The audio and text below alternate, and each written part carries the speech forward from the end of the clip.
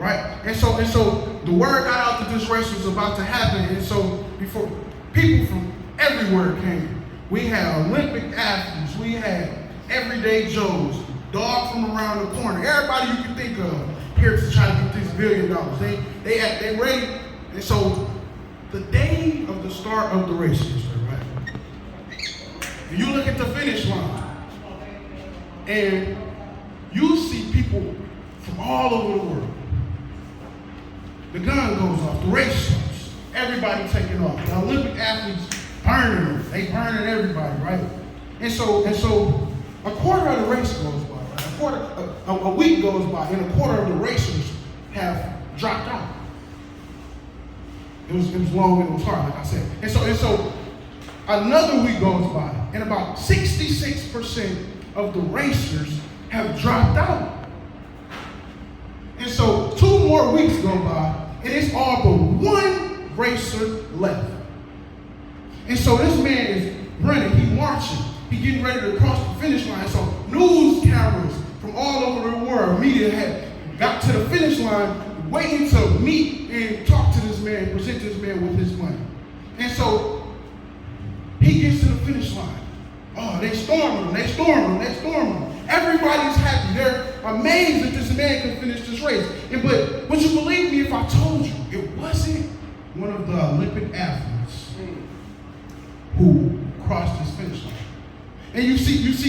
So they stormed this man. They asked him, "Sir, how is it you could finish this race? Didn't you see the lions? Didn't you see the tigers? Did you not run through the desert, the Sahara? Did you not see the tundra? Didn't you go up the mountains? Wasn't it snow? Wasn't this hard?" And so the man simply responded to them, "Yes, I saw all of those things. But the fact of the matter is, I needed this money to take care of my daughter and pay for her life-saving surgery." And he said he also needed this money to take care of the rest of the children in his village so that they could get surgeries as well. Don't mix it. So what I'm saying is this man had a purpose and a why. Right. So his why, your why is that person worth pushing through hell for. Your why is what that person worth coming to this school for and getting them together. Your why is that thing that pushes you to drive through whatever.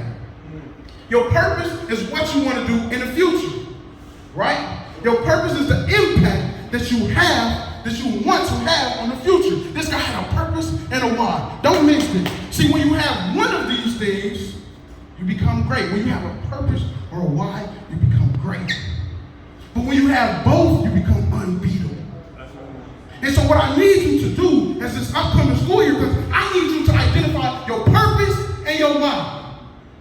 If I can't do nothing else for you today, I want you to identify what are you doing this for and who are you doing this for. Give 100%, your maximum effort. I need you to identify your purpose and your why. Don't miss it. So, like I said earlier, I'm not supposed to be here. I was born to a teenage mom. And my mom went through a lot of harsh stuff as a child. She was sexually abused and all types of stuff. So she didn't have much emotional capacity or equity to give to me as a child. And so I got that from coming to school. And as bad as I was, my teachers still loved on me and nourished me.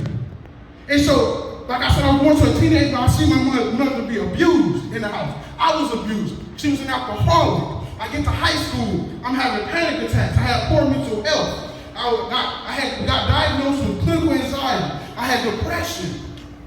I graduated high school with 16 D's and 16 F's. They said, if you can't read at the 3rd grade level, by the time you're in 3rd grade, that you're most likely supposed to end up in prison. We had teachers tell us that, a lot of y'all are end up either dead or in jail. But when you unlock your purpose, and when you identify your why, it doesn't matter what somebody else says. Come on, man. So what I need you guys to do is to understand that regardless of what the school year might throw at you, regardless of how hard life gets at your home, regardless of what goes on or what obstacle presents itself in your way, as long as you got your purpose, and as long as you got your why, you can make it through anything life throws at you. And I stand in front of you today is not just a business owner, but I have a master's degree. I couldn't have saw myself with a master's degree when I had them 16 P's and them 16 F's. What's your purpose? What is your why? And so today what I need for you to do, and this is the very last thing I need you to do, is I want you to identify on your paper, what's your goal for this school year? And I want you to put one action step on how you're going to achieve that goal. It was on that first paper I gave you. That is the last thing I need you to do.